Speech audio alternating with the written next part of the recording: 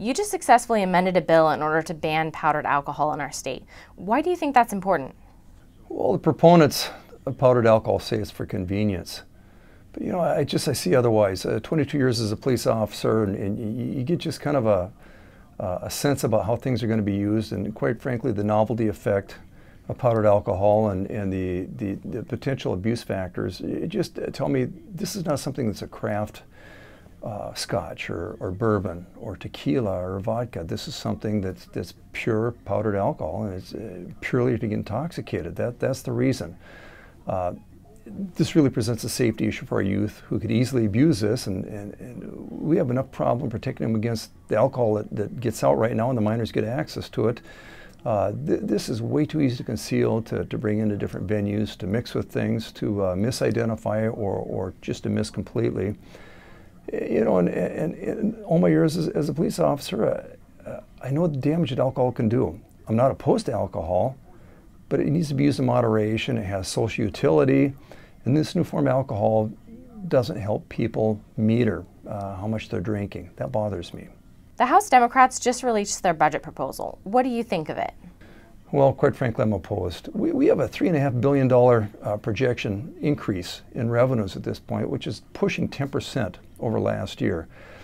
Tell me any one of us couldn't live with a 10% increase in gross revenue over a year. We think it was an absolute windfall. The Democrat caucus House budget includes $1.5 billion in new and increased taxes. Our economy is fragile enough as it is. What this does is this increases the state spending limit far beyond what it is now.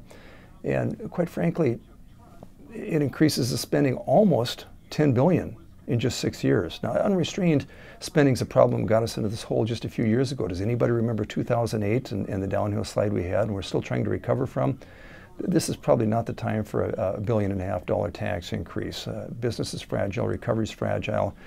We're going to work with what we have. Besides, we need to prioritize government services better and focus on the priorities of government. I think we can well do that within a 10% budget increase.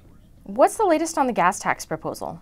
Well, it received a hearing in House Transportation Committee this week, and it came out of the Senate, with 11.7 cents per gallon of gas. I've got to tell you, though, we've heard overwhelmingly from constituents who are opposed to it.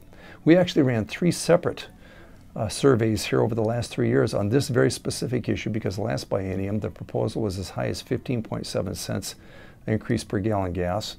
And the high water mark was about 39% approval, and that's if Spokane, 6th District voters could guarantee that all their major projects would be funded.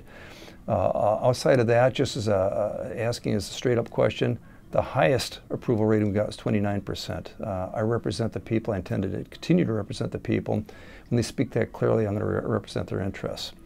And quite frankly, if it comes to a vote on the House floor, I'll be voting no.